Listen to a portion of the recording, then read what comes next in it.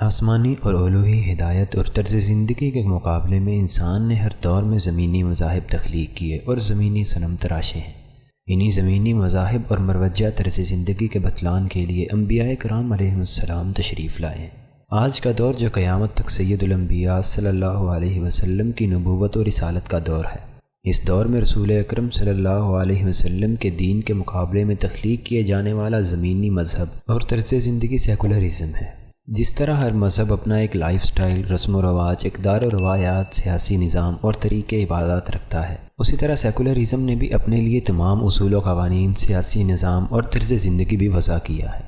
قومی ریاستیں، متعصب اور کٹر قسم کی وطنیت پرستی اور جمہوریت جیسے تصورات سیکولرزم کا سیاسی ڈھانچہ مرتب کرتے ہیں۔ مذہب سے آزادی، عورتوں کے حقوق کی سربلندی، خاندانی نظام سے بغاوت، جنس پر مذہبی اور اخلاقی پابندیوں سے انکار اور خود ساختہ اخلاقیات کا نفاذ سیکولرزم کے سماجی ڈھانچے اور لائف سٹائل کی پہچان ہے۔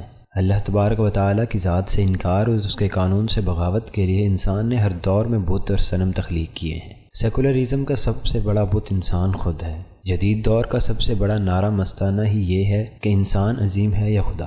ہر سیکولر لبرل ملک میں طاقت کا سرچشمہ عوام ہے، اقتدار اعلیٰ عوام ہی کے پاس ہے، قانون سازی میں بھی آخری اختیار انسان ہی رکھتے ہیں۔ یہ حضرت انسان جو اس جدید دور میں ذات الہی اور قانون الہی کے مقابل آ کھڑا ہوا تو اس نے اپنے نظام کے محور اور مرکز کے لیے ایک بہت بڑا بت تخلیق کیا ہے، جسے سائنس اینڈ ٹیکنالوجی کہتے ہیں۔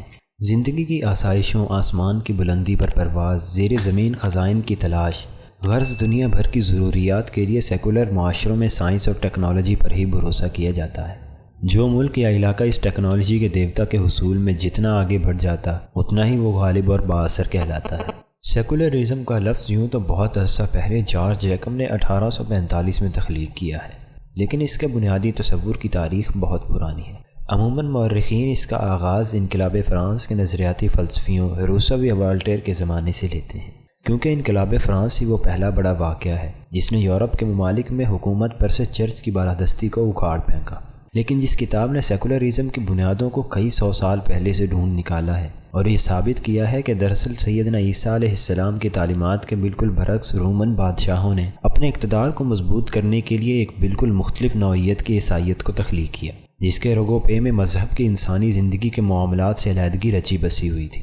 جیسے حضرت عیسیٰ علیہ السلام سے یہ قول منسوب کیا گیا ہے کہ کیسر کو کیسر کا حق دو اور اللہ کو اللہ کا حق دو، تاکہ دنیا کی بادشاہت کو اللہ کی فرمان روائی سے علیحدہ کر دیا جائے۔ دوسرا یہ قول کہ سیدنا عیسیٰ علیہ السلام نے فرمایا میری مملکت یہ جہان نہیں ہے، بلکہ ان سے یہاں تک کہلوا دیا گیا کہ میری تعلیمات چند ایسی روحانی رسوم کے علاوہ کچھ نہیں جن کا زندگی سے کوئی تعلق نہیں۔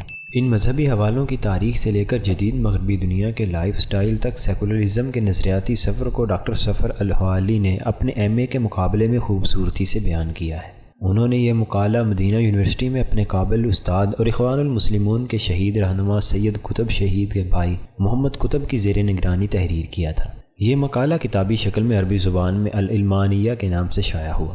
الحوالی کی اس کتاب کو ریلوے روڈ لاہور پر واقع اسلامی لائبریری اور دارالمعارف کے مدیر محمد زکریا رفیق نے انتہائی محنت، جان فشانی اور حسن خوبی کے ساتھ اردو میں ترجمہ کیا ہے، جسے کتاب سرائے لاہور نے سیکولرزم کے نام سے شائع کیا ہے۔ ڈاکٹر سفر بن عبد الرحمن الحوالی جدید دور کی ان عظیم شخصیات میں سے ایک ہیں جنہوں نے سعودی عرب جیسے ماحول میں علم حق بلند کیا۔ 1950 میں پیدا ہونے والے سفر الحوالی نے 1986 میں القریٰ یونیورسٹی مکہ سے PhD کی ڈگری حاصل کی۔ تعلیم مکمل ہوتے ہی انہیں اپنا ملک ایک ایسا قید خانہ محسوس ہوا جسے امریکی افواج نے گھیر رکھا ہو۔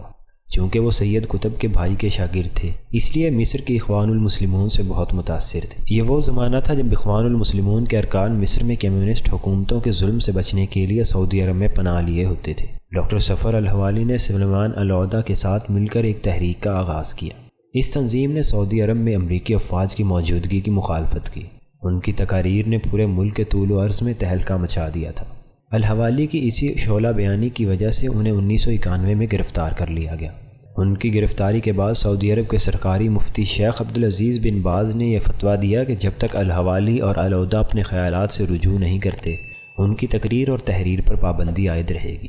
مشہور مصنف سیموئل نے اپنی کتاب تہذیبوں کا ٹکراؤ میں سفر الحوالی کے نظریات کا حوالہ دیتے ہوئے لکھا ہے کہ اس نے اپنی کتاب کا بنیادی نظریہ ان کی تحریروں سے ماخوذ کیا ہے۔ اس سلسلہ میں وہ الحوالی کے اس قول کا حوالہ دیتا ہے کہ یہ عراق اور امریکہ کی جنگ نہیں بلکہ یہ اسلام اور مغرب کی جنگ ہے۔